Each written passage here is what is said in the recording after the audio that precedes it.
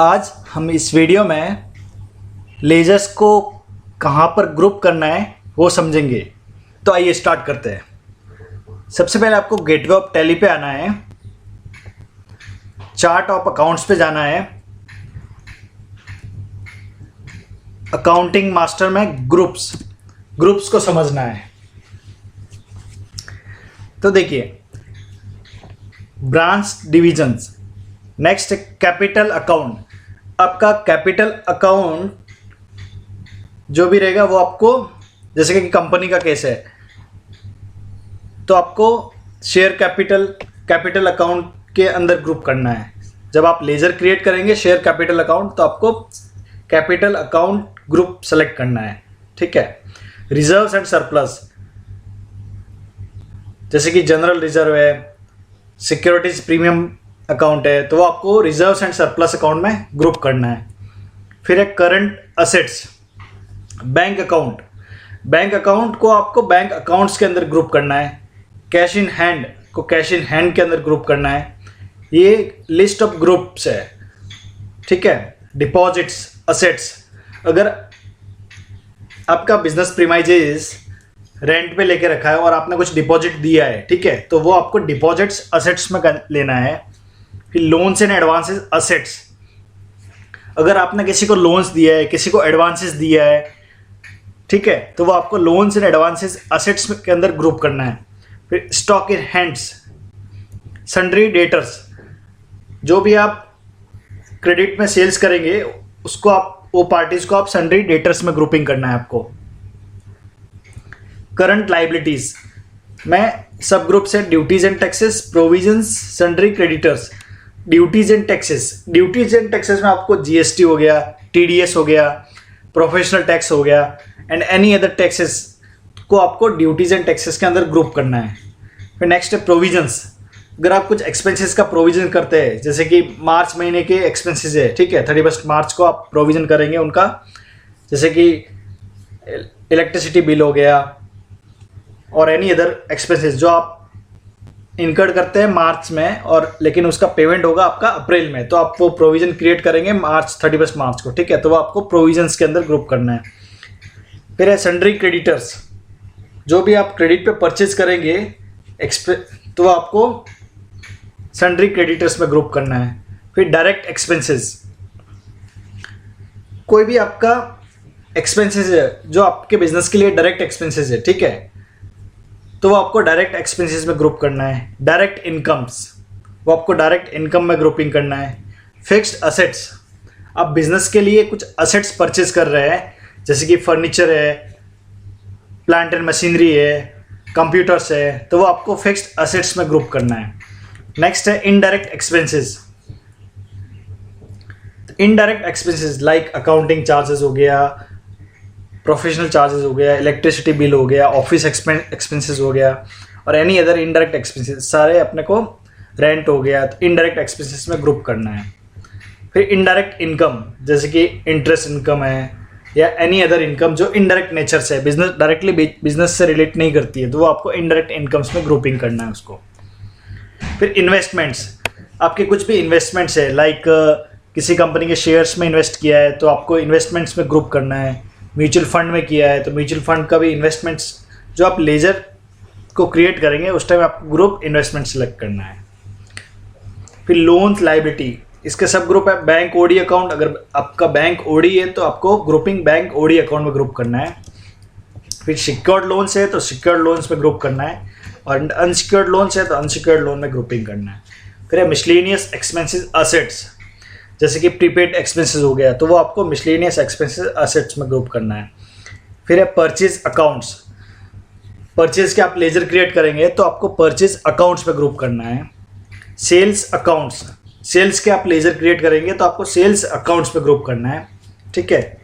Next है suspense account, कोई भी आपकी ऐसे एंट्री है या कोई भी ऐसा लेजर है जिसका आपको एंट्री करते के टाइम आपको आइडेंटिफाई नहीं हो रहा है कि क्या नेचर ऑफ पेमेंट है या फिर क्या नेचर ऑफ रिसीट है या किस पार्टी को पेमेंट है, या ठीक है ना, आपको क्लियरली आइडेंटिफाई नहीं हो रहा है तो आपको सस्पेंस अकाउंट में वो ट्रांसफ़र करना है। तो वो आपको जो सस्पेंस अकाउंट क्रिएट करेंगे या फिर पार्टी का कोई भी पार्टी का लेजर क्रिएट करेंगे तो वो आपको सस्पेंस अकाउंट में अंदर ग्रुप करना है। एंड जब भी आपका क्लेरिफाई हो जाएगा तो आपको प्रॉपर अकाउंट्स में उसको ट्रांसफर कर देना है ग्रुपिंग चेंज करके, ठीक है। एंड जो ये ग्रुप्स क्रिएट किए हुए हैं तो ये कहाँ पे ग्रुप होंगे वो मैं समझाता हूँ आपको। आपको पहले आना है प्रॉफिट एंड लॉस अकाउंट। तो यहाँ पे देखिए सेल्स में जो आप लेजर क्रिएट करेंगे सेल्स अकाउंट में ग्रुपिंग होंगे, ठीक है। फिर परचेज में जो आप लेजर क्रिएट करेंगे परचेज अकाउंट में ग्रुपिंग होंगे।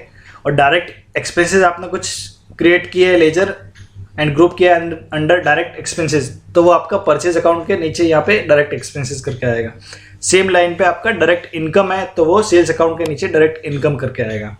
इसी लाइन पे यहाँ पे ग्रॉस प्रॉफिट के बाद यहाँ पे आपका अगर कुछ इनडायरेक्ट इनकम से उसमें ग्रुपिंग हुआ है कुछ भी लेजर जैसे कि इंटरेस्ट इनकम हो गया, डिविडेंड इनकम हो गया तो वो आपका यहाँ पे रिफ्लेक्ट होगा प्रॉफिट एंड लॉस अकाउंट में, ठीक है।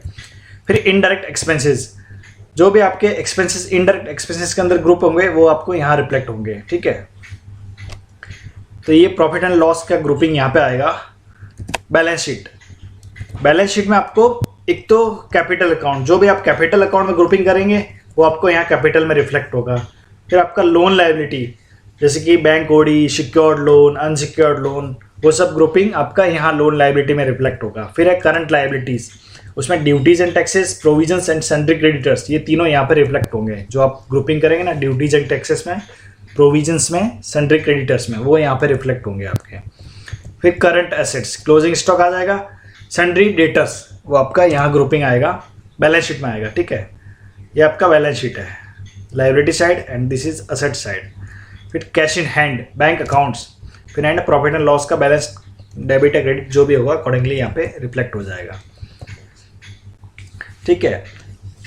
एंड अभी इसमें ये तो डायरेक्ट ग्रुपिंग हो गया। अगर आपको सब ग्रुपिंग भी क्रिएट करना है जैसे कि मैं अल्टर पे जाता हूँ, लेजर्स पे जाता हूँ, ठीक है। तो मैं इसमें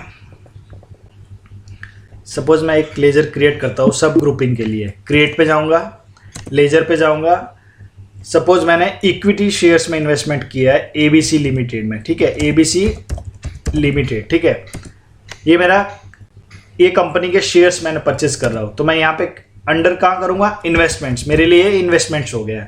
लिस्ट ऑफ ग्रुप्स यहाँ पे रिफ्लेक्ट, यहाँ पे लिस्ट शो होगा, ठीक है। तो इन्वेस्टमेंट सेलेक्ट करूँगा। अभी मैं क्या करता हूँ,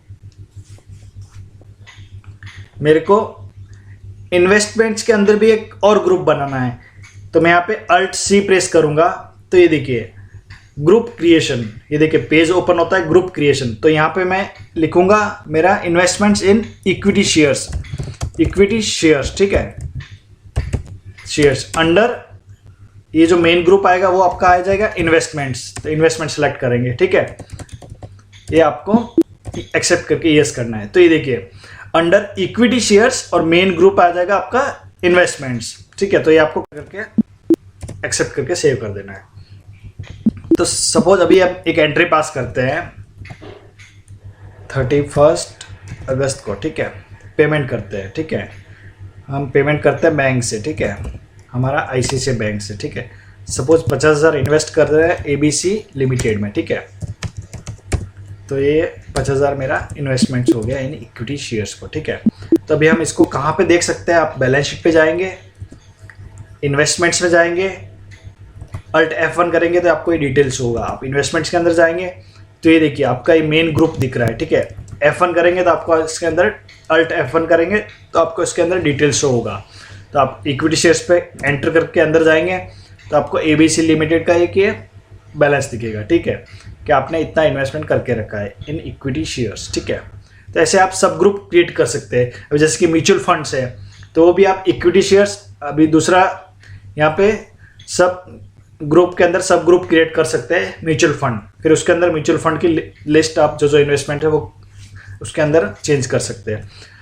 अगर सपोज आपको ग्रुपिंग चेंज करना है तो आप यहाँ पे जैसे कि एबीसी लिमिटेड मेरा इक्विटी शेयर्स नहीं म्यूचुअल फंड है सपोज, तो आपको कंट्रोल एंटर प्रेस करना सिंपली, और यहाँ पे आपको ये ग्रुपिंग आपको सिंपली चेंज करना है।